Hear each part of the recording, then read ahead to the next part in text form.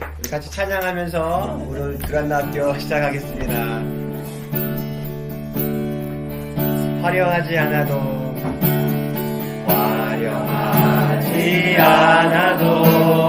정결하게 사는 삶, 가진 것이 적어도 감사하며 사는 삶, 내게 주신 작은 힘 나눠주며 사는 삶, 이것이 나의 삶의 행복이라고.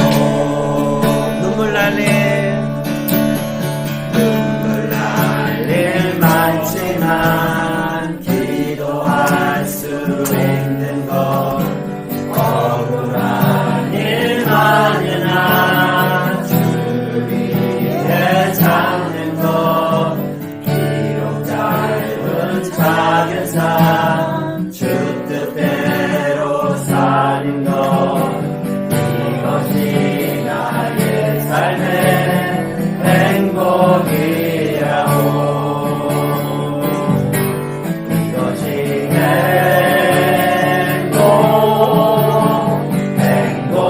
행복이라고. 세상은 알 수 없는 하나님 선물, 이것이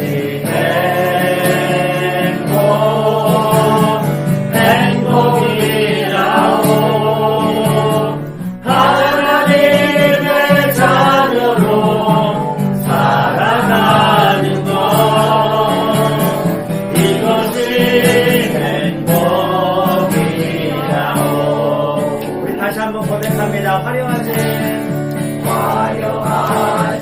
않아도 정결하게 사는 삶, 가진 것이 적어도 감사하며 사는 삶, 내게 주신 작은 힘 나눠주며 사는 삶, 이것이 나의 삶의 행복이라고.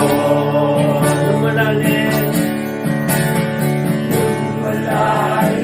많지만 기도할 수 있는 것, 억울한 일 많으나 주를 위해 잡는 것, 비록 짧은 작은 삶 주 뜻대로 사는 것, 이것이 나의 삶의 행복이라고.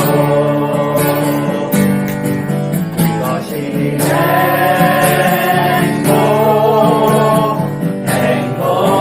행복이라고. 세상은 알 수 없는 하나님 선물, 이것이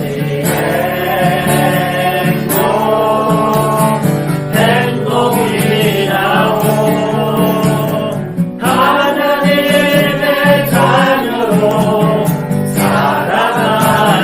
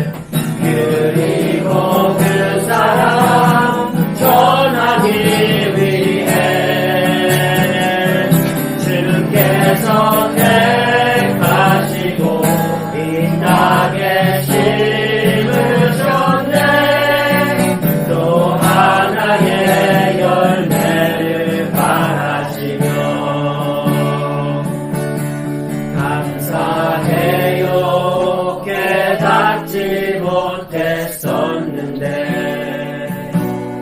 내가 얼마나 소중한 존재라는 것 태초부터 지금까지 하나님의 사랑은 항상 날 향하고 있었다는 것 고마워요. 그 사랑을 가르쳐준 당신께 주께서 허락하신 당신께 그리스도의 사랑으로 더욱 섬기며 이제 나도 세상에 전하리라. 당신을 사랑받기 위해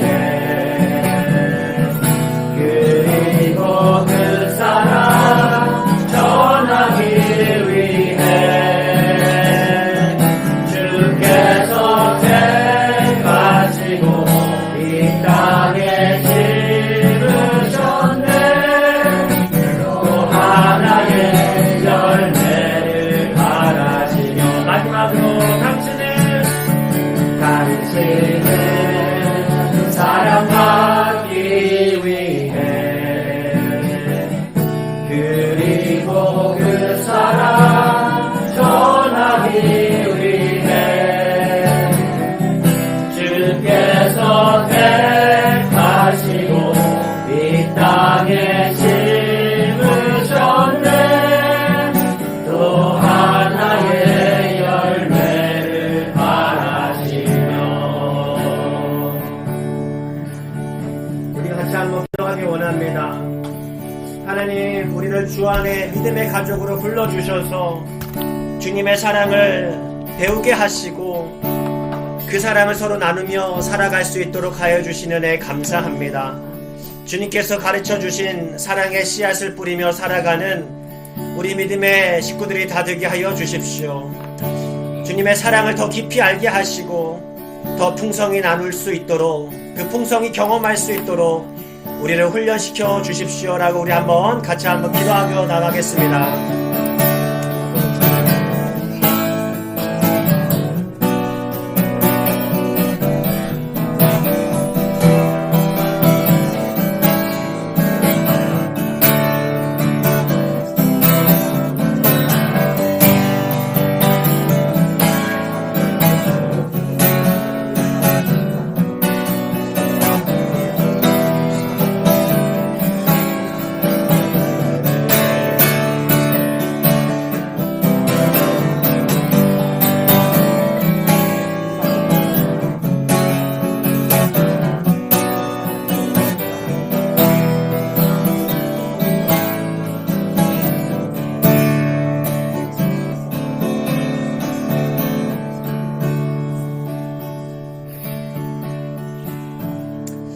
하나님, 부족하고 죄 많은 우리들을 주님의 자녀로 택하여 주시고 사랑하여 주시고 지금까지 우리의 삶 가운데 주님의 사랑을 누리며 살게 하여 주시는 애 감사드립니다. 오늘 이 아침에도 주님 주신 생명으로 능력으로 주님의 그 은혜로 인하여서 주님의 말씀 앞으로 우리의 발걸음을 옮기게 하시니 감사드립니다. 하나님, 이 시간 우리가 함께 모여서 주님의 말씀을, 생명의 말씀을, 복음의 말씀을 배우고자 합니다.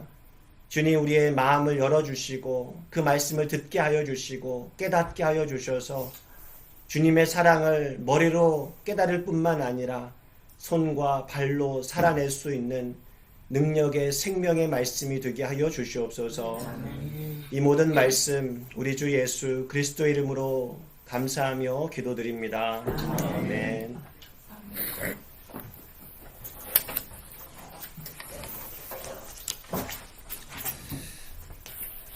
네, 우리 같이 하나님의 말씀 함께 읽게 하도록 하겠습니다. 골로새서 3장 12절에서 14절까지 말씀 우리 같이 한 절씩 읽고 14절은 같이 한 목소리 읽겠습니다. 제가 먼저 읽겠습니다. 그러므로 너희는 하나님이 택하사 거룩하고 사랑받는 자처럼 긍휼과 자비와 겸손과 온유와 오래 참음을 옷입고 누가 누구에게 불만이 있거든 서로 용납하여 피차 용서하되 주께서 너희를 용서하신 것 같이 너희도 그리하고. 같이 읽겠습니다. 이 모든 것 위에 사랑을 더하라. 이는 온전하게 매는 힘이라. 아멘. 우리 함께 오늘 말씀 들어가기 전에 들어가면서 우리 한번 질문을 좀 생각해 보면 좋겠습니다. 우리 신앙생활을 꽤 오래 해 오셨는데요. 항상 좋을 때만 있지는 않아요. 때로는 힘들 때도 있고, 이거 관계적으로 힘들 때도 있고, 또 개인적으로 어려울 때도 있는데, 그럴 때, 영적으로 우리를 이끌어 주거나, 혹은 나의 삶 가운데, 내 신앙적으로 다운이 되었을 때, 낙심했을 때 도전을 주었던 사람이 혹시 있었는지, 어떤 경험이었는지 혹시 생각나는 것이 있어요? 생각나는 경험이나 사람이? 저는 목사님이 생각이 나요. 네. 제가 젊었을 때 이사를 갔는데 거기 교회 목사님이 이제 할아버지 목사님이셨어요. 이분이 신사참배 이런 걸 안 하셨더라고요. 그래서 굉장히 설교 시간에 맨날 이제 만주 봉천 얘기하시면서 그런 얘기하시면 전부 다 목사님 또 시작이다. 그럴 정도로 이제 네. 설교는 이렇게 뭐랄까 이렇게 지금처럼 매끈하게 이렇게 못하셨는데 삶이 아주 정말 온전히 주님의 그 목사님처럼 사주셨어요. 그래갖고는 이분이 어디 갔다 오셔도 항상 이렇게 5,000원짜리를 이렇게 봉투에서 다 넣고 기차역에서 내리면 그걸 전부 다 줘요. 술 먹지 말고 예수 믿어라. 국밥 하나 사 먹고 이렇게 다니시고 집에 올 때는 난 경로증 있으니까 집에 가 정말 검소하게 사시고 정말 에어컨 하나 없이 이렇게 사셨어요. 그래갖고 늘 이제 얘기할 때만 그래서 저희는 감히 토요일날 결혼식을 해도 주일날 특송을 하고 신혼여행을 가야 돼요. 주일 성수를 가야 돼서. 그래서 절대 물을 못 사게 해갖고 토요일날 이제 준비 다 해라. 토요일날. 그래서 정말 토요일날 애들 과자까지 다 사놓고 그리고 좀 예배 드리고 그런 곳에서 신앙생활을 해서 저희가 어디 나와서도 좀 이렇게 해외생활 하다 보면 그리고 좀 몇 년 만에 저희 집에 오셨어요. 상해에 오셨는데 저희가 떠난 지가 꽤 됐는데 오셨는데 우리 애들 이름까지 다 기억하셔요. 할아버지인데. 그러니까 몇천 명, 2,000명이 되는 교인인데 새벽마다 그걸 다 기도를 하신대요. 그럴 정도로 검소하시고 이래서 늘 어떨 때 저희가 해외생활 하다 보면 교회가 2번 깨지고 그런 경험을 많이 했어요. 아픈 경험을 많이 했는데 그 중에서도 우리 애들이 흔들리지 않고 장 목사님인데 우리 장 목사님은 안 그래. 그래갖고 이제 신앙에 본이 되는 어르신이 계신 게 얼마나 감사한지 몰라요. 왜냐하면 막 교회가 깨지면서 별일을 다 겪으면서 여기도 마찬가지였겠지만 그런 거 하면서 막 상처 투성인데 애들이 목사님의 그 신앙을 본받더라고요. 그거를 이렇게 탁 잡고 우리 목사님 안 그랬어. 이런 목사님 있는 게 아니야. 이렇게 얘기하면서 견디고 저도 또 어떤 어려움이 있어도 그래 목사님이 신하참에 목숨 걸고도 그걸 하셨는데 우리는 왜 못할까 이런 생각이 들어서 이제 저희는 그래서 지금 해외 생활하면서도 사실은 주일날 누가 외식하지면 절대 안 했어요. 딱 저 집을 안 하는 집으로 소문났는데 저 바리스인처럼 누구처럼 그랬는데도 좀 뭐랄까 제가 이렇게 살아보니까 신앙의 자유함, 진리가 너희를 자유케 하지만 그건 사실 말씀 안에서 자유지 세상적으로 자유하면 우리가 모든 걸 할 수 있잖아요. 나쁜 짓 할 수 있고 토요일날도 뭐 주일날도 이러는 거 보면 그러면서도 요새도 제가 이렇게 어떻게 막 흐트러지고 어때? 진리가 너희를 자유케 엉뚱한 소리 하면서 이상하게 지금 이러다가도 목사님 생각을 딱 하면 그래 내가 벌써 이렇게 신앙의 틀이 깨지기 시작했구나 생각하면서 다 잡고 그 목사님이 그리워요. 어떤 분이 이렇게 돌아가셨는데 사모님도 돌아가셨는데도 늘 이렇게 생각나고 내가 목사님 너무 좋은 분을 만났구나 내 일생에 그래서 정말 그 목사님이 인하여 내가 너무 많은 변화를 받았고 목사님처럼 살아야지 그렇게 못 살지만 이러는 분이 계셨어요. 네, 저 감사합니다. 너무 감사해요. 그거는. 감사합니다. 신앙의 어떤 그런 영적인 기초를 네. 잡아주시고 그런 도전으로 항상 되어주셨던 기준이 되어주셨던 목사님의 이야기를 했고 목사님 좀 제외하고 우리 그냥 어떤 평신도나 우리 같이 신앙생활했던 분들이나 내 힘들 때 도와줬던 혹시 그런 이야기 할 수 있을까요? 제가 버지니아스 할 때, 옛날에 버지니아스 할 때, 거기 권사님이 한 분 계셨어요. 그때 저는 신앙이 아직까지 어리죠? 어린데 힘들다 하면 왔어 있잖아요. 그때도 기도해주고, 같이 울어주고. 그래, 지금도 가끔 전화해요. 살아계시는. 예. 그때 힘이 많이 됐었어요. 그분하고 또 친구한 사람하고서 우리 집에 같이 기도하다 제가 방언 받았던 거 있잖아요. 그분은 항상 이래 어린 사람들, 힘든 사람들 가서 찾아가서 같이 붙들고 기도해주고. 네, 좋습니다. 네, 항상 힘들 때 같이 기도해 줄 수 있는 그러한 믿음의 교제함이 있었던 거잖아요. 네, 좋습니다. 아마 다들 이렇게 그런 분들이 계실 것 같아요. 교회 안에 오늘 말씀의 그 주제는 성도의 교제에 대한 부분이거든요, 사실. 우리가 어떤 행사를 할 때마다 오늘 다과가 있으니까 남아주세요. 오늘 교제 시간이 있습니다. 라고 하잖아요. 여기서 말하는 교제의 의미는 뭘까요? 그리고 참 성도의 교제는 어떤 것이 성도의 교제일까요? 순 말해서 서로 알아간다는 거. 뭐 다과하면서 좀 알아갈 수 있는 부분이겠네요. 그렇죠? 그래도 이야기 하다 보면은 신앙의 깊이도 알 수 있고 뭐가 필요한지도 알 수 있고 제가 이야기 안 한 사람은 모르겠지만 이 다과라고 하는 것을 매개로 해서 이렇게 식탁에 같이 가까이 앉아 있는 것만 해도 사실은 그런 효과도 분명히 있을 거예요, 그렇죠?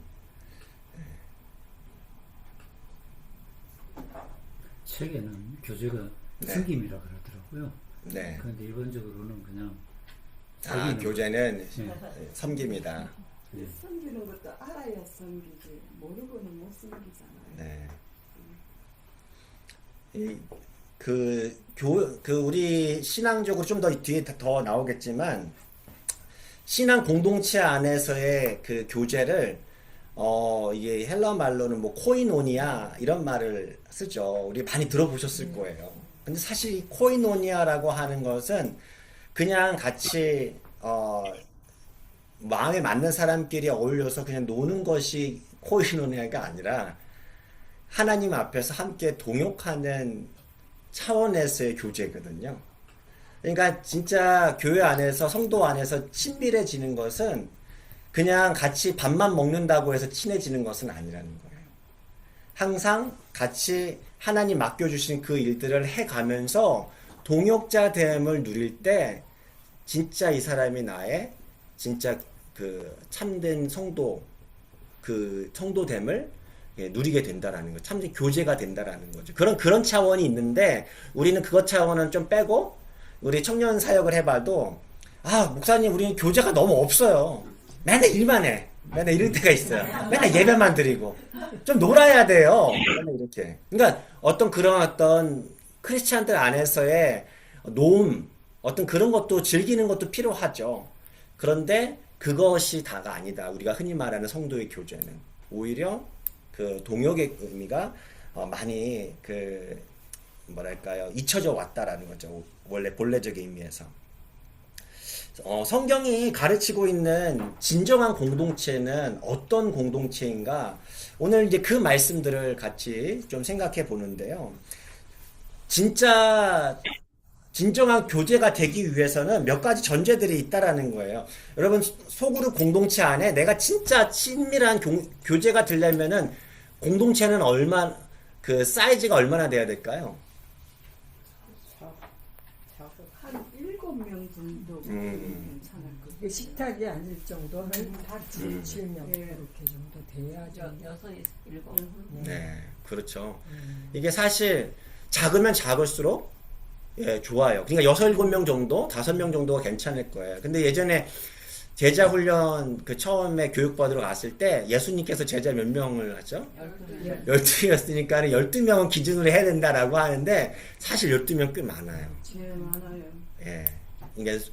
그러니까 예수님은 하실 수 있었는데 예, 우리들은 제자 훈련 예수 12명 하기가 진짜 어렵다. 그래서 소그룹 안에서도 12명이 되면은 이게 소수만 이렇게 이야기 나누게 되는 경우들이 발생하곤 합니다. 그래서 소그룹 안에서 그 진정한 교제를 경험하게 조건은 그룹의 크기는 작을수록 좋다라는 부분이에요. 그리고 그 소그룹 안에서 이게 더 진짜 교제됨, 진정한 공동체됨을 누리려면은요, 어떻게 해야 될까요? 소그룹은요, 몸의 세포와 같거든요. 그 세포는 각자만의 역할을 감당하는 거예요. 따라서 뭐예요? 각 지체들은요, 책임을 맡아야 돼요. 책임이 필요해요. 그러니까 나는 교회에 속해 있는데 나는 안 할래. 이게 돼요. 만약에 그렇게 된다면은 그 공동체는요, 그 사람은요, 사실은 예배는 드릴 수 있을지 모르지만 공동체를 누리기는 어렵다라는 거죠. 공동체에서 누려지는 유익을 얻을 수는 없다라는 거예요. 그러니까 교회는 이제 그 고린도전서 12장 말씀을 보면은 그리스도의 몸에 대한 걸 이야기하잖아요. 그러니까 몸의 각 지체들이 손가락 끝에 있는 이 손톱이 역할을 하지 못하면 몸 전체가 피해를 받아요. 마찬가지로 몸 전체의 유익을 이 손톱도 누리는 거잖아요. 마찬가지라는 거예요. 그 유기체됨이 그 각 지체들은 유기체로서 자기의 역할을, 자기의 책임을 감당해야 한다라는 거예요. 그래서 이 소그룹의 성격은 다를 수 있지만, 적어도 우리 수요, 이게 두란노 학교에 참여하시는 분들이라면, 그런 모습의 그 공동체 안에, 우리 교회 안에 참여할 수 있어야 된다. 그것이 주일학교 모임이든, 성경 공부 모임이든, 구역 모임이든, 라이프 그룹 모임이든, 찬양팀이든, 방송팀이든, 기도팀이든, 그러한 어떤 공동체 안에 속해서 자신의 역할들을 감당할 수 있어야 된다. 그리고 또 세 번째는요, 그 예수님께서 이런 말씀 하시잖아요. 두세 사람이 그냥 모이면 안 되나요? 그건 그냥 사교 모임일 수 있죠. 세상적인 모임. 네. 예수의 이름에 걸맞는 모임이겠죠. 어떤 분이 그 책에서 책을 읽는데 이런 질문을 했대요. 그 파티에 가도 됩니까? 크리스천들이 아니 미국에 있는 이제 학생인 것 같아요. 그러니까는 이제 한국에서의 파티 문화는 별로 없지만 미국에서 파티 문화는 되게 많죠. 그리고 종류도 사실은 많아서 사실 이 파티 이게 하면은 무슨 파티인데라고 정의를 할 수는 있어야 되는데 보통 미국에서의 이제 좀 안 좋은 파티의 모습들이 있죠. 그렇죠. 이제 그런 거 얘기했을 때 크리스천 파티 가도 됩니까? 라고 물어보면은 어떻습니까? 그러니까 이렇게 뭐라고 대답해 줘야 돼요? 아마 우리 자녀들이 있죠, 다. 엄마, 아빠, 나 파티 가도 돼? 라고 하면 뭐라고 대답하셔요? 무슨 파티냐고 물어보죠. 무슨 파티냐. 네. 그렇죠. 저는 네. 어떠셨어요? 그 처음에 저기 할 때 여기서 이렇게 한인의 파티, 한미부인의 파티가 있었잖아요. 우리 교회는 그 파티를 안 다녔어요, 옛날에. 그죠? 가긴 나도 몇 살만. 또 이렇게 또 그쪽으로 이렇게 한인 파티. 네. 그러다가 이제 조금씩 이제 가기 시작을 했는데 우리 교인들은 그 끝까지 안 봐요. 밥만 먹으면 그냥 가. 뒤에 있는 뒷풀이. 오케이. 아니 밥만 그런 게 먹으면 있죠. 가니까는 그래서 좀 우리가 자리 놓는 지금 다리 놓는 교회지만 그 당시에는 좀 그런 아쉬움이 있었어요. 뒤에서 좀 끝까지 있었으면 끝까지는 아니래도 밥만 먹고 휙 가니까 좀 그런 부분도 있죠. 예수 이름으로 모인 파티가 아니었거든.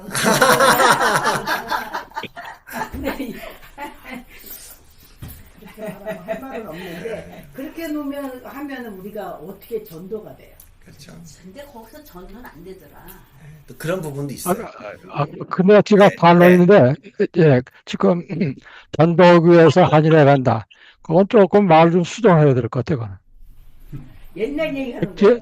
자기가 가고 싶어서 가는 거지, 그게 전도하고 해서 진짜 가는 거예요? 그렇게는 좀 말하는 게 힘들 것 같아. 예. 그러니까 어떤 분들은 가고 싶어서 가시는 분도 있죠. 그러니까 그게 나쁘다고 말할 수는 없을 건데, 이게 어떤 선악을 떠나서, 이게 분명히 우리가 이제 한인 교회에서 한국 사회 역할에 대한 책임도 있어요, 교회가. 아무래도.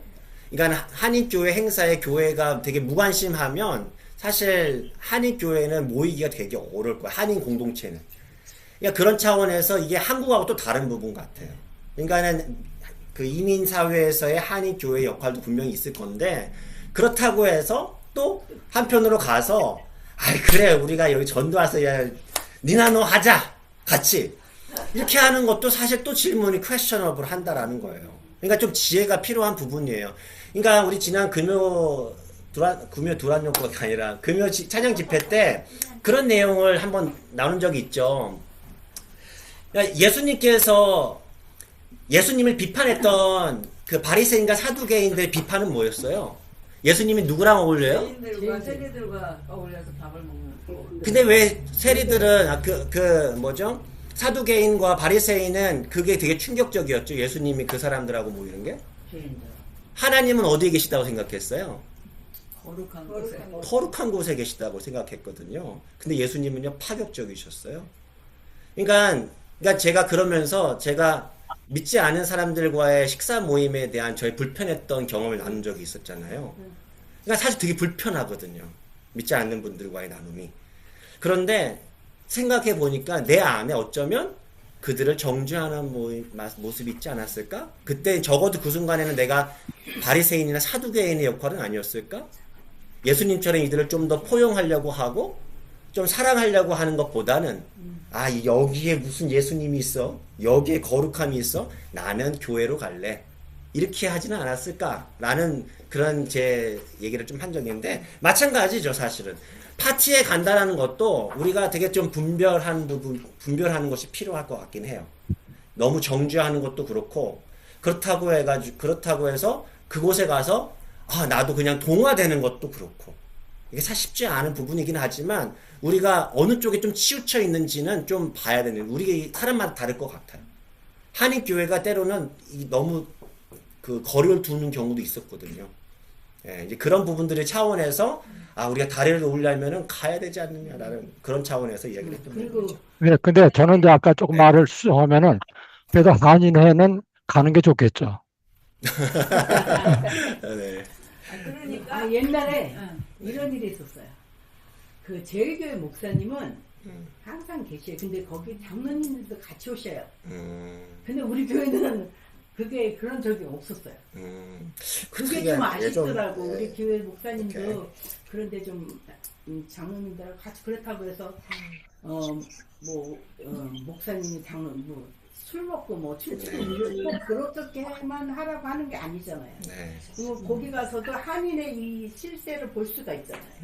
그런 거를 좀 우리 네. 교회가 네. 좀 해줬으면, 역할을 좀 그래서 해줬으면. 목사님은 열심히 가셨어. 옛날 얘기하는 네. 뭐 사실 그 부분은 좀 사실 우리가 좀 다른 이야기고 오늘 주제는 그 바깥의 공동체 말고 우리 안으로 보는 거예요. 진정한 신앙 공동체 안의 모습은 그 예수의 이름에 걸맞는 모습이 되어야 된다라는 그 부분이겠죠. 그러니까 생각해 보면 우리가 소그룹에 다시 속해 있긴 한데 그렇다고 해서 꼭 진정한 공동체를 경험하고 있습니까? 라는 질문을 또 하면 또 그것도 아닌 경우들이 있어서 그 부분을 우리가 오늘 생각을 해보려고 합니다. 자, 네. 제가 제가 말을 좀 많이 하는데, 네. 금요일 날 음악회, 거기 사실 저는 가기 싫어도 일부러 간다, 거기를. 왜냐가 하면, 근데 교인으로서 거기에 또 장로로서 거기에 앉아있는 것만으로도 그거 좋을 거 아니에요. 그러니까 여기 나오시는 분들은 무조건 다음부터 금요일 날 다 나오시기 바랍니다. 우리 깨알 광고를 해주셨어요. 금요일 한달 한번 금요일. 네. 좋았지 지난번에. 김정희 장로님 뭐 발표하시죠? 아, 김정희 장로님 뭐 하실 말씀이 있으신가요? 뮤트를 풀어주시고. 아니, 시계를 좀 놓쳤는데요. 조금 아웃 오브 토픽 같아서 그만하려고 했는데, 한인회가 올해부터는 그런 이불 순서가 없어졌어요. 여러 번 건의를 했고, 그래서 한인회는 이제는 그런 음식, 특별한 그런 음식 문화나 이런 게 없이, 뭐, 공연이라든지 아니면 좋은 걸로 한다고, 이제 그렇게 준비를 많이 하고 계세요. 그 회장님께서. 그래서 올해는 11월 10일 박물관에서 행사를 하면서 1부, 2부를 다 그런 게 없다. 라는 걸 일단 정정을 해드려야 될 것 같아요. 변하고 있다. 우리 네. 해리스버그 한인회도 변하고 있는 것 같다라는 걸 말씀을 드리고 싶었습니다. 아웃 오브 토픽이라서, 네. 네, 감사합니다. 지금 말씀드리면서 생각이 나는 건데, 이게, 크리스찬이 한인회 속에 들어가서 이렇게 스트러글링 하면서 거기를 도와줘야 되는 이유 중에 하나가 이런 부분이라고 생각하거든요.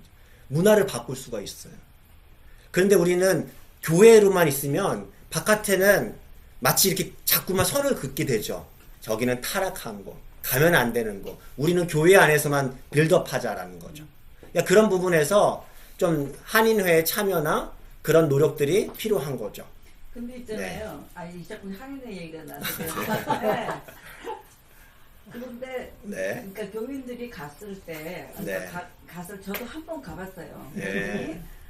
먹고 나서 보니까 뭐 노래하고 춤추기 시작하더라고. 근데 그게 굉장히 거슬려서 이렇게 그렇죠. 앉아있기가 굉장히 불편해서 이제 왔거든요. 음. 그런데 그렇게 별로 그거를 갖다가 탐탁지 않게 여기는 사람들이 떠나오니까 바뀌는 거예요. 아, 그래서 바뀌었다? 예, 예. 네. 그러니까 이게 우리도 같이 동화돼서 거기서 좋다, 뭐 같이 춤추고 이랬으면 절대 안 바뀌었을 거예요. 그렇지만, 이거 불편해하고. 그런 관점으로 볼 수도 있네요. 그러니까 네. 일단 참여를 하지만, 네. 그거를 저거를 우리가 우리의 그런 아이덴티티를 보여주면 거기서 또 이게 다 이 부분만 해서는 안 되겠구나 이거 좀 네. 문화가 바뀌잖아요. 오케이, 좋습니다.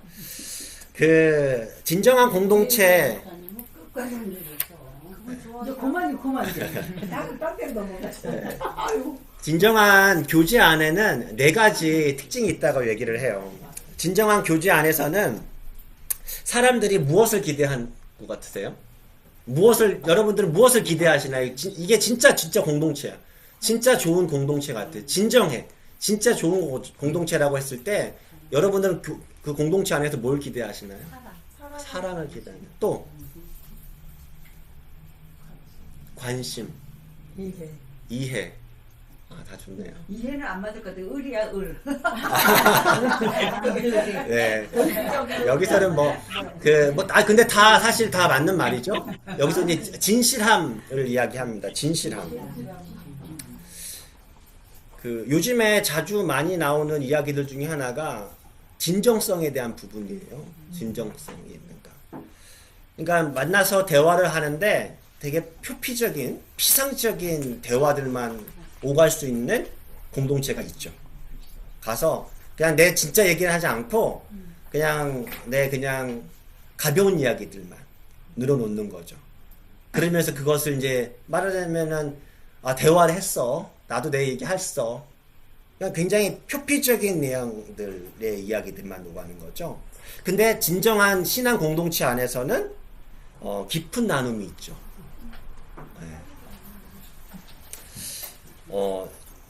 진짜 자신의 삶에서 일어나는 그 일들, 그 진실들은 어떤 거가 진실이에요? 여러분들 그 진실을 얘기한다라고 했을 때는 그 진실들은 어떤 이야기들이에요? 그러니까 진실은 여기서 네. 좋은 것도 있겠지만 우리가 여기서 진실을 얘기한다 그러면 나의 상처, 남에게 알리고 싶지 않은 어떤 상처들 같은 것까지도 내놓을 수 있는 게 진실함 아닐까요?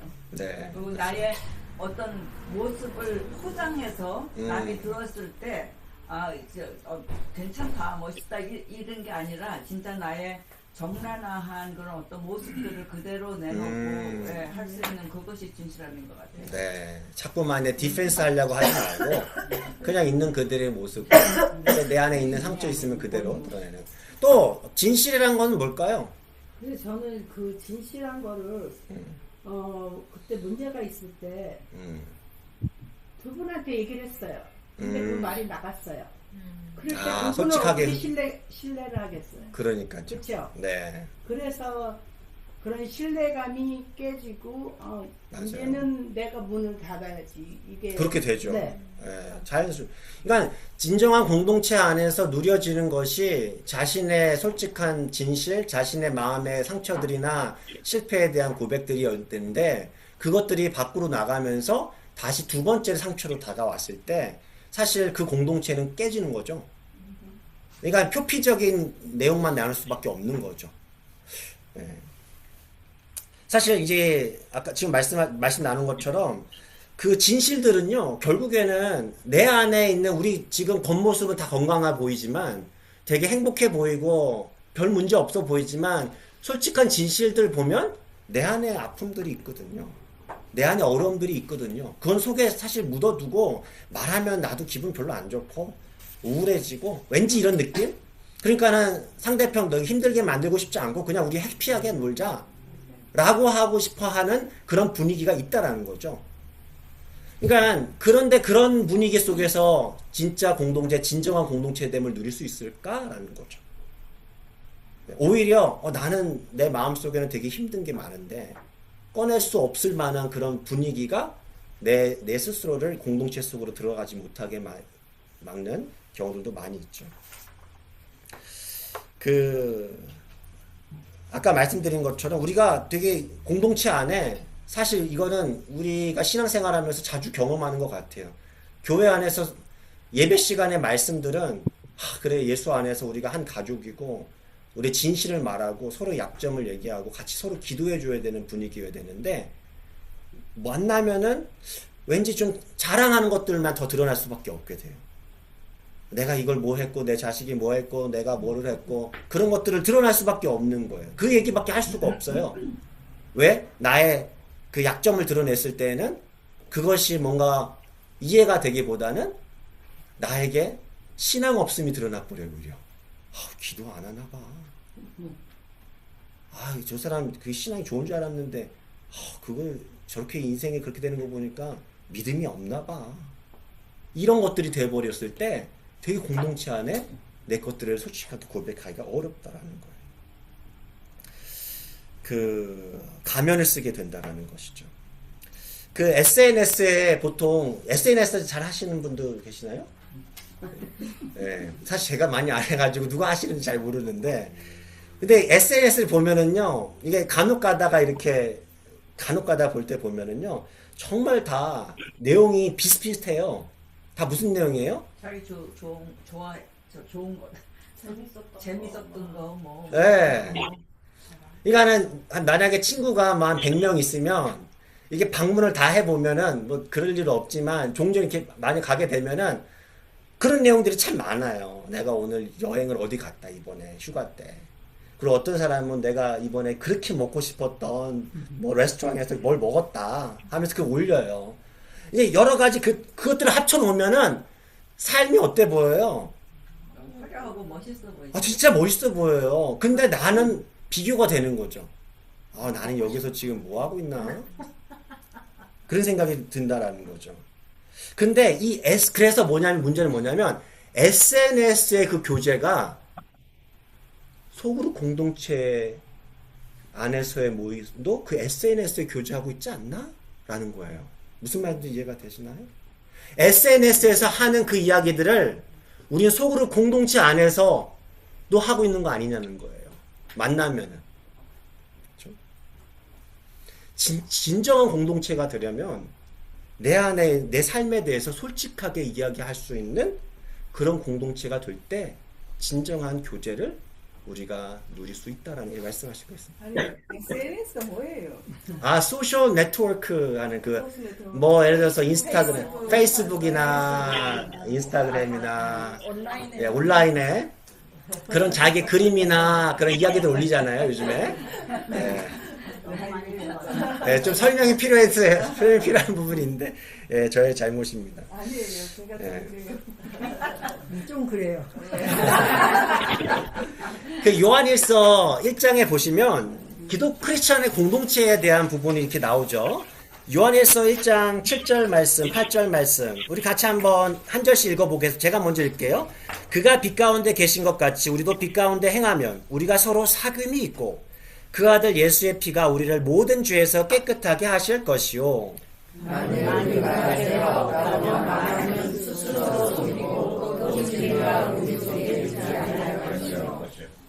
네.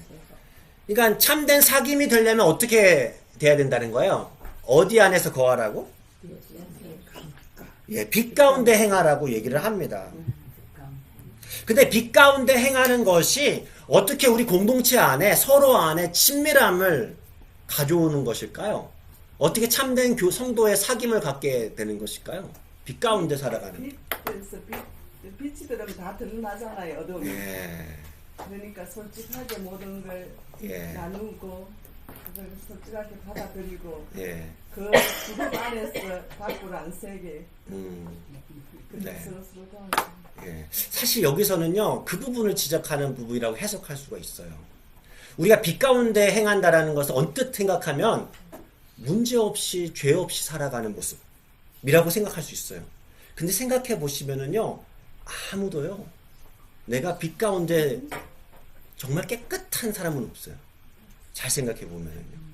그러니까 여기서 말하는 것은 빛 가운데 산다고 해서 늘 행위가 깨끗하게 살라. 그럼 깨끗한 사람들끼리 모이면은 아무 진정한 사귐이 있다라고 해석할 수 있는데 그렇지 않다라는 거예요. 오히려 정반대예요. 우리가 하나님의 거룩한 빛 가운데 있으면은요, 뭐가 드러납니까? 예, 내 안에 자꾸 상처가 드러나요. 그런데 내가 죄가 없다고 해요. 언제? 빛 가운데 없으면. 내가 하나님 앞에 진짜 말씀 앞에 서지 않으면 나는 괜찮은 사람 같아요. 자꾸 다른 사람 죄만 보이죠. 왜요? 내가 그 빛 가운데 들어가지 않고 자꾸 저 사람의 이게 후레쉬는 저 사람한테만 비치는 거죠. 요렇게 비춰야 된다니까요. 자기한테. 우리가 비춰야 돼요.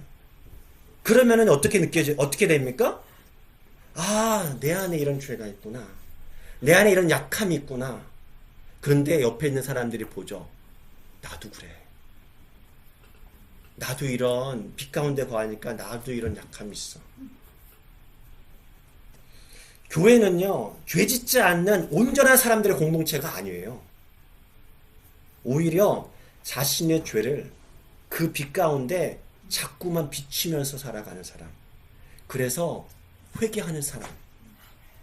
그러니까 내가 이만큼이니까 저 사람의 내 안에 있는 들보가 있으니까 자꾸 저 사람에 있는 티를 자꾸 가지고 그렇게 정죄하려고 하지 않고 함께 서로 기도해 주는 사람이 되겠죠. 그게 진짜 진정한 공동체가 된다라는 것이죠. 근데 우리 안에는 그렇지 못할 때가 더러 있는 것 같아요. 빛 가운데 살려고 하지 않는. 그러니까 사실 이 진실의 빛 가운데 산다라는 것이 우리 안에 되게 필요한 말씀이고, 진실하게 살아간다, 진실하게 나의 것을 끄집어낸다라는 것이 중요함에도 불구하고 여러분 어떻습니까? 되게 어려워요. 용기가 필요한 것 같아요. 예, 용기가 아주 필요합니다. 그리고 겸손도 필요해요. 그러니까 상처받을지 모른다라는 두려움이 있어요. 그런데 생각해보면 우리가 어쩌면 그 수준까지 가지 못해서 그렇지, 성경에서는요, 이미 우리에게 거듭해서 말씀해 주시는 것들이 있어요. 야고보서 5장 16절 말씀해 보면 우리가 알면서도 잘 안 되는 부분들이 있어요. 같이 한번 읽어볼까요? 시작. 그러므로 너희 죄를 서로 고백하며 병나기를 서로 기도하라. 의인의 간구는 역사함이 큽니다. 여기에서 우리가 병낫기를 위해서 간구는 해요. 서로의 아픔을 위해서 중보는 해요. 근데 뭐는 안 해요, 잘. 서로 죄를 고백하죠. 네, 고백은 안 해. 왜 안 할까요? 창피해. 말라갈까. 부끄럽고. 말라갈까 봐. 자존심 때문에. 진짜로 예. 아까 허 권사님 얘기하신 것처럼 음. 이제 무슨 일에 대해서 그런 이렇게 제가 이야기를 하고 그거에 대해서 내가 다른 사람과는 쉐어하고 싶지 않아요. 이런 얘기까지 했는데 그런 말을 너무 아무렇지도 않게 이제 또 다른 사람을 통해서 듣고 이런 일을 겪고 나면 아, 저 사람이랑은 더 이상 마음을 열 수가 없겠다 이런 생각이 많이 들더라고요. 그래서 원래 상태로 돌아가기 참 힘들어지는 한번 문을 닫으면 네. 그 사람과의 단절이 생기면 네, 그런 경험을 교회에서 자꾸 하게 되니까 소모임을 할 때도 그냥 누구나 알아도 되는 이야기 맞아요. 이 정도로 좀 피상적인 네, 이야기들. 그렇게 자꾸 마음의 문이 닫힐 때 좀 힘든 것 같아요. 맞아요. 어떻게 이 맞아요. 사실 마음을 그래요. 다시 회복할 수 있을까 이런 생각이 네, 사실 그렇죠. 그러니까 사실 우리들이 모든 신앙 공동체 안에 큰 숙제인 건 분명한 것 같아요. 그러니까 말은 해야겠고 1시간 모임을 해야겠고 하니까 하지 않아도 되는 말들을 주로 하는 거죠. 진짜 해야 될 얘기가 있는데도 불구하고. 그러니까 어떻게 보면은 어떤 내용들은 사실 또 꺼집어내지 않아도 되는 말도 있을 거예요. 그것도 분별할 필요도 있죠. 모든 것을 다 얘기할 건 아니에요. 그것도 어느 정도 자기 스스로가 검열을 할 필요도 있겠죠. 이제 그러면서도 우리가 좀 부족한 부분들은 오히려 검열에 대한 부분이 그게 너무 강하다 보니까 자기의 진솔한 이야기들까지도 못하고 피상적인 얘기들만 하는 그런 부분들이 우리가 조금 더 반성할 필요가 있지 않나. 또 기도해야 되는 부분 아닌가? 좀 신뢰가 좀 더 쌓여야 되는 부분 아닌가라는. 그래서 좀 라이프 그룹이 우리 소그룹 안에서 그런 공동체가 되면 참 좋겠어요. 같이 그걸 만들어갈 수 있으면 좋겠습니다. 그러기에는 너무 명수가 많은 것 같아요. 라이프 그룹에. 네. 너무 많으니까 뭐 그냥 이쪽 저쪽에서 이렇게 되니까. 맞아요. 또 소그룹화가 되죠. 그 안에서 또. 네, 그러니까 이게 말이 안 되는 거예요. 네. 5, 6명 정도 돼야 맞아요. 함께 할 수 있고 맞습니다. 거기서 이렇게 다른 길로 곁길로 안 빠지고 이렇게 할 수 있는데 너무 많으니까 맞아요. 곁길로 다 빠져버리고 뭐 맞아요. 이제 교제인지 수단지 이렇게 끝. 맞아요. 좋습니다. 아무튼 첫 번째는 진정한 교제는 사람들의 진실함 기대한. 두 번째는요. 진정한 교제를 통해서 사람들은요. 상호 의존한다라는 거죠. 상호 의존해 서로 의지하는 거예요. 고린도전서 12장 25절 말씀에 뭐라고 얘기합니까? 같이 읽어볼까요? 시작. 몸 가운데서 분쟁이 없고 오직 여러 구체가 서로 같이 돌보게 하는. 네. 서로 같이 돌보는 거예요. 그러니까 한 사람이 다른 사람만 돌보는 게 아니에요. 리더가 아닌 사람 돌보는 게 아니라 서로 같이 해요. 리더의 역할이 있고 리더가 아닌 사람들의 역할도 다 있다라는 거예요. 그러니까 성경에 보면은요, 우리 지난번에도 잠깐 얘기했지만 신약 안에서만 서로에 대한 이야기가 되게 많이 나온다고 얘기했어요. 서로예요, 서로. 그러니까 서로에게 서로를 위해서 살라고 명령합니다. 이게 신앙 공동체의 모습이에요. 세상과 다른 것 중에 하나가 서로예요. 그러니까 서로라는 얘기가 뭐예요? 서로 의존하는 거예요. 서로 돕고, 서로 격려하고, 서로 기도하고, 서로의 짐을 나누고, 서로의 필요를 채워주고, 함께 고난을 겪고, 함께 기뻐하는 거죠. 신앙의 여정을 단거리가 아니라 마라톤 경주라고 얘기를 많이 하죠. 그 얘기는 뭐예요? 신앙생활하면 항상 기쁠 때만 있지 않다는 거예요. 쉬운 평지도 있는데 오르막길도 있더라는 거죠. 그러니까 장애물도 되게 많다라는 거예요. 근데 아까 우리가 첫 시간에 처음에 우리 시작할 때 나의 삶 가운데 내가 힘들 때 내가 힘들 때 이끌어 주었던 사람, 도와줬던 사람, 신앙 공동체 안에서 누려진다라는 거예요. 본해퍼 목사님께서 이런 말씀을 하신 적이 있는데, 모든 그리스도인에게는 하나님의 말씀을 들려줄 수 있는 또 다른 크리스천이 필요하다. 모든 그리스도인에게는 무엇을 들려준다고요? 하나님의 말씀. 왜 하나님의 말씀을 들려준, 내가 들으면 되는데 왜 하나님의 말씀을 들려줄 사람이 필요해요? 내가 하면 되지. 왜 그럴까요?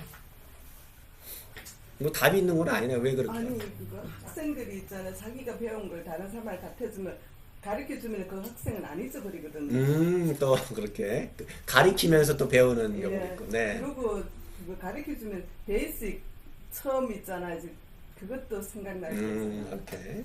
잊어버렸던 걸 또 나 리마인드 해주는 것도 왜 나한테 하나님 말씀을 들려줄 수 있는 크리스찬이 필요하죠? 나에게는. 아무리 잘 알아도 흔들릴 때가 있으니까 그렇게 딱 옆에서 얘기해주면 같이 그러니까요. 붙잡아줄 수 있는. 네. 맞아요. 이게 하나님의 말씀도 그렇지만 기도도 마찬가지인 것 같은데 음. 어떤 문제가 자기한테 딱 있을 때는 어떤 때 기도도 안 되고 말씀을 생각 안 하게 맞아요. 되거든요. 그럴 때는 옆에서 같이 기도해주고 같이 말씀해주면 그게 굉장히 힘이 맞아요. 되고 다시 설 수 있는 그런 힘을 얻게 되는 것 같아요. 네. 어떤 문제가 있을 때 이게 나한테 일어났을 때는 내가 이렇게 볼 수 없는 그런데 다른 데서 맞아요. 맞아요. 삼자가 봤을 때는 그런 기도를 맞아요. 보여줄 수 있기 때문에 말씀도 네. 그래서 그런 게 우리가 서로 공동체 안에서 그런 거를 서로 할 수 있다는 게 바로 그게 공동체에서 진정한 교제가 아닌가. 서로 할 때 진짜. 같이 기도해주고 말씀하고. 맞아요. 실제 우리가 그런 경험을 하죠. 내가 다 알아요.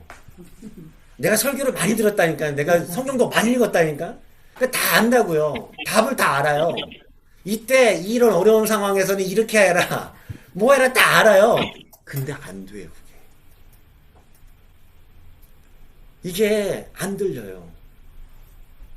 그러니까 내가 아는데 그것이 적용이 잘 안 되는 거예요. 다시 나에게 들려줘야 돼요. 그게 내 안에서 오지 않더라고요. 그게. 그러니까 때로는 우리가 말씀을 듣지 못하면 때로는 찬양이라도 듣는 거예요. 그 찬양의 그 복음의 내용들이 내가 하고 싶었던 고백들이 자꾸 다시 한번 나에게 귀로 들리게. 그러니까 믿음은 들으면서 난다는 말씀이 너무 이해가 되는 말씀이기도 해요. 우리가 믿음이 되게 좋다고 해서 되게 낙심할 때, 이게 자꾸 누군가에서 들어야 돼요. 네. 그러니까 어떤 한 청년이랑 최근에 이야기를 했는데, 그 청년이 카톨릭 교회에서 오래 다녔대요.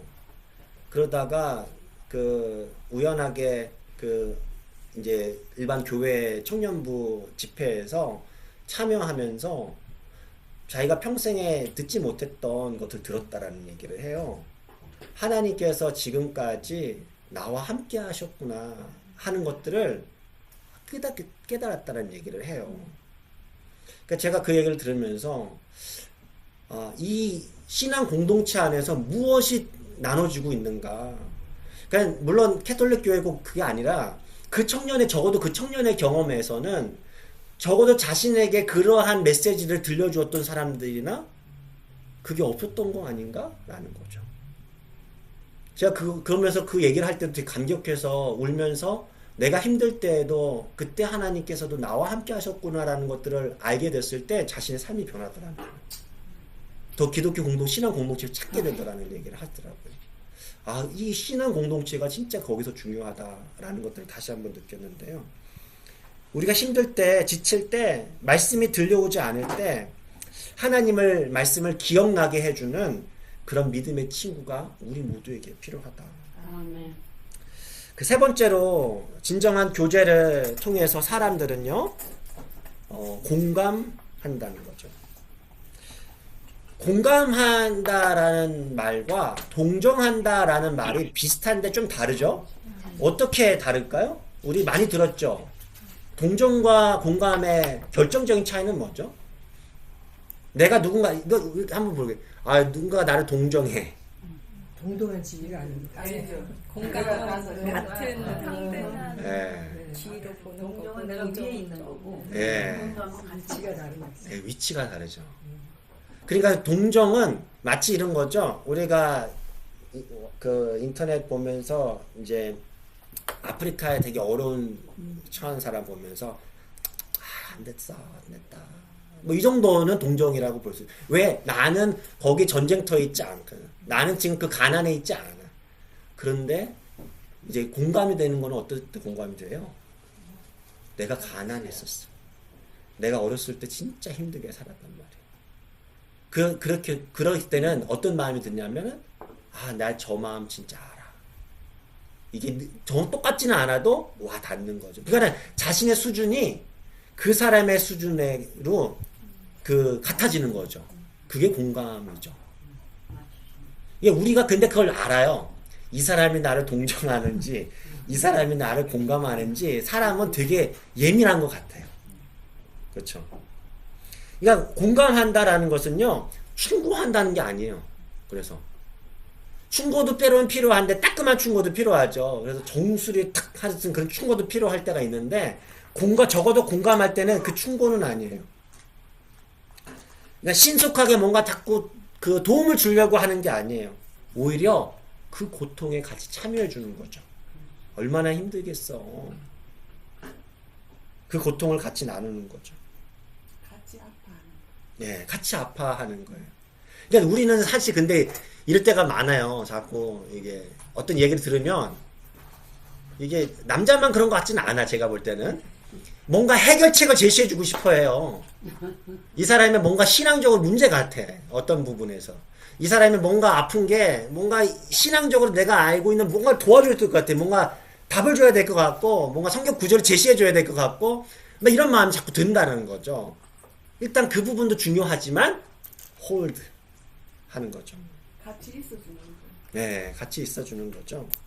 아까 말씀드렸지만 이게 다 안다니까요. 어떤 부분에서 내가 답을 알고 있는데 그게 잘 안 될 때가 있어요. 근데 먼저 그런 어떤 아픔이 있을 때는 같이 아파해 주는 것 같아요. 그게 공감이고요. 그게 성경에 나오는 오늘 말씀에 나왔던 이 말씀 이런 표현이죠. 너희는 하나님이 택하사 거룩하고 사랑받는 자처럼, 사랑받은 자처럼이에요. 하나님의 사랑을 받은 사람이 긍휼과 자비와 겸손과 온유와 오래 참음으로 옷 입으래요. 여기서 말하는 긍휼이 대한 부분, 긍휼. 긍휼이 영어로는요 compassion으로 적죠. 성경에 보면 이 compassion, 긍휼이라는 단어가 되게 많이 나오죠. 이 긍휼이라는 단어가 사실은 이게 내장이란 뜻이에요. 실제 우리가 들어보셨어요. 내장인데 이게 왜 내장인가? 내장이 아파요. 한번 그런 적이 있어요. 내장이 아프면은요 몸이 어떠세요? 속이 아프면 되게 아프죠. 내장이 아프면 가만히 못 있어요. 아프면 내 속이 아프면, 그러니까는 가슴이 아프면 가만히 있지 못해요. 그러니까 뭔가를 하려고 하게 돼요. 손과 발이 움직이게 되는 거예요. 그게 긍휼이다 라는 부분인 거죠. 그러니까 이런 긍휼, 같이 아파해주고 같이 그렇게 서로의 감정을 확인해주고 이해해주는 거. 그럴 때 우리가 교제의 깊이가 더해진다라는 부분이죠. 그 교제는요, 우리가 신앙생활하면서 3단계를 가지고 있다고 얘기를 합니다. 교제 어떤 단계가 있죠? 우리 보통 교제하면 나눔의 단계가 있어요. 나눔의 단계. 나눔과 말씀의 교제. 나눔과 말씀의 교제예요.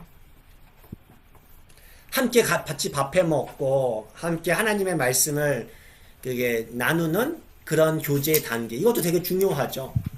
그런데 이거는요, 어떻게 보면 가장 기초적인 단계라고 할 수 있다라는 거예요. 그렇죠? 그 두 번째 단계는요, 함께 섬기는 거예요. 그래서 섬김의 교제라고 표현을 하더라고요. 섬김의 교제예요. 아까 말씀드렸던 크리스찬 안에서의 성도의 교제, 코이노니아는 이 단지 나눔의 교제가 아니라 이 함께 섬김의 교제까지 나가는 거예요. 코이노니아에 대한 부분은. 동역에 대한 거예요. 그래, 함께 선교하고 함께 봉사하고 그러면서 나눠지는 더 깊은 단계의 교제가 이 섬김의 교제라고 할 수 있고요. 세 번째는요, 이게 표현을 고통의 교제라고 써놨어요. 고통 나누는 거죠. 고통의 교제인데 영어로는 이렇게 표현을 했더라고요. Fellowship of Suffering이에요. 그러니까 서로의 고통과 슬픔에 함께 참여하는 곳, 함께 짊어지는 거죠. 갈라디아서 말씀에 이런 말씀이 있습니다. 갈라디아서 6장 2절에 너희가 서로 짐을 지라. 뭐를 지라고요? 짐을 지라. 네. 서로 누군가가 짐을 지고 가면 아유 되게 불쌍해 안 됐어. 아 좀 잘 좀 져. 이게 아니라고요 이게. 예. 그 내가 지금 짐 져봤거든. 이렇게 좀 지면 돼. 이게 아니라는 거예요. 같이 져주라는 거죠.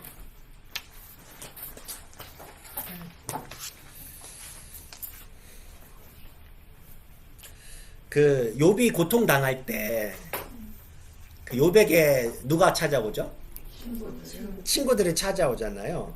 근데 욥의 친구들이 어떻게 욥을 위로합니까?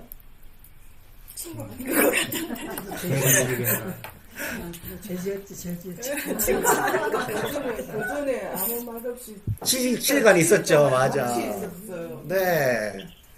좋은 친구됨에 있어서 좋은 공감의 모습도 사실 보여주긴 했어요. 근데 사실 욥의 친구들에게는 결국에는 욥의 친구들은 신학적으로 문제가 있었죠. 이 문제라기보다는 우리들이 알고 있었던 그런 신앙이에요. 너가 고통당한 이유가 뭐야? 죄가 있으니까 그래. 이게 우리도 똑같아요. 자주 그래요. 요즘에는 많이 안 그러신 것 같아요. 제가 제 귀에 많이 안 들리는 거 보면은 예전에 그런 얘기를 많이 하셨던 것 같아요. 목사님, 신방 같이 가면 안 돼. 신방 같이 가면 안 돼. 신방 같이 가냐면은 무슨 어려운 얘기만 하면은 죄 지어서 어려웠다고만 자꾸 얘기한다고 정죄한다고 오히려. 자꾸 그런 쪽으로만 신방할 때 얘기를 해주신다는 거예요. 그러면은요 어떤 문제가 생기냐면은요 세상에서도 힘들어. 너무 힘들어. 그 실패의 경험 때문에 너무 힘들어요. 그런데 교회 안에서도 힘들어요. 왜요? 신앙도 실패한 게 돼버려요. 그렇지 않나요? 나는 바깥에서도 힘든데 교회 안에서조차도 믿음 없는 사람으로 낙인 찍혀버린 거예요. 그게 사실 욥의 경험이죠. 그러니까 욥이 고통받고 있을 때 가장 필요했던 것이 그러한 공감이었죠. 욥이 이런 얘기를 하죠. 욥기 6장 14절 말씀에 쉬운 성경으로 보면 이렇게 되어 있어요. 고통당하는 친구를 동정하지 않는 것은 하나님을 무시하는 일이다. 여기서 말하는 동정은 공감에 대한 부분을 이야기하겠죠. 그러니까 우리가 한번 계속해서 고민해 봤으면 좋겠어요. 우리는 어디 교제에 와 있나? 자, 마지막으로 네 번째죠. 진정한 교제를 통해서 사람들은요, 사랑을 경험하면 자비를 경험한다. mercy에 대한 부분이죠. 신앙 공동체 안에서 우리가 아까 야고보서에 나왔던 그 말씀처럼 서로의 죄를 고백하려면은 뭐가 전제돼야 돼요? 뭐가 전제되면 그래도 말할 수 있을 것 같아요. 신뢰. 신뢰가 있어야 돼요. 뭐에 대한 어떤 신뢰예요? 이 말이 절대 안 나갈 것이다. 안 나갈 것이다 신뢰. 그거 되게 중요한 부분이죠. 또 하나는 뭐예요? 내가 이 얘기를 했을 때 정죄받지 않을 거란 신뢰. 나도 그래. 예. 적어도 내가 그 죄를 짓지 않을 수 있지만 이해할 수 있어. 적어도 내가 정죄하지 않을 수 있는 그거예요. 그러니까 진정한 교제의 장소는 우리의 실수가 자꾸만 드러나지 않고 덮여지는 거예요. 내가 뭔가 잘못했어요. 내가 뭔가 실수한 거 있어요. 죄 지은 게 있어요. 근데 나는 정의가 좋아요. 정의도 사랑입니다 하면서 자꾸 정의를 얘기만 해. 교회에서 얘기 안 하면은 이 사람 누가 바꿉니까? 하면서 정의를 자꾸 얘기할 수도 있다니까요.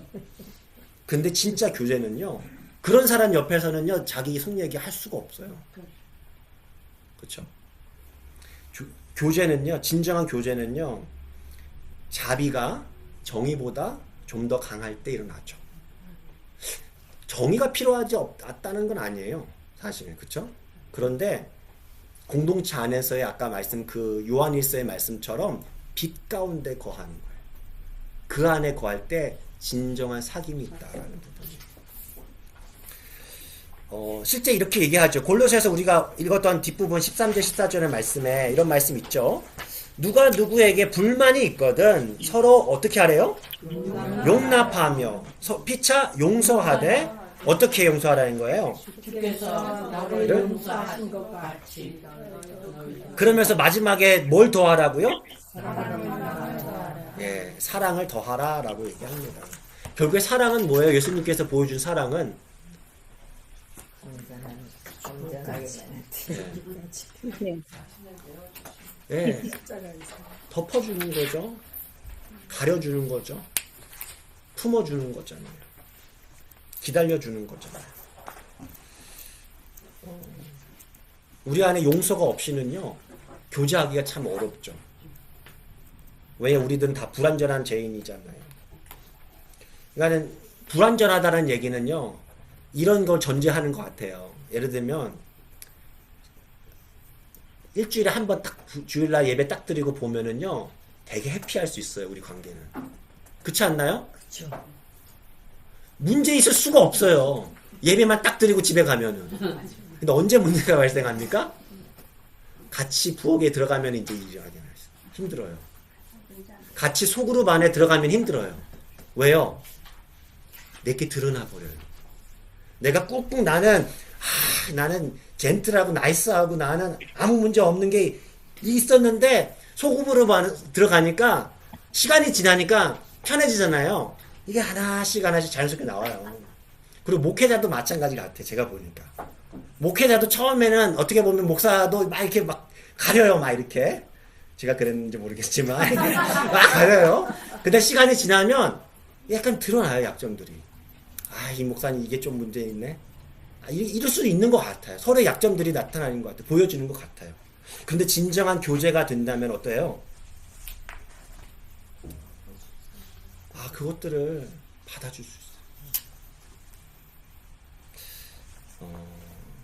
그러니까 우리를 용서해 주신 하나님의 은혜를 기억하고 나의 불완전함처럼 저 사람의 불완전함을 우리가 용납해 주는 거예요. 그런 자비가 있을 때 우리 안에 진정한 교제가 누려질 수 있을 것이다. 우리 공동체가 그러한 공동체가 되면 정말 좋겠습니다. 우리 같이 한번 기도하면 좋겠어요. 크리스천의 교제는요, 피상적인 나눔이 아니라 진실하고 진정성 있고 때로는 깊이 있는 삶의 나눔이어야 한다라는 것을 우리가 배웁니다. 우리들은 이민자의 삶을 살아갑니다. 고향을 떠나서 나그네 삶을 살아가고 있습니다.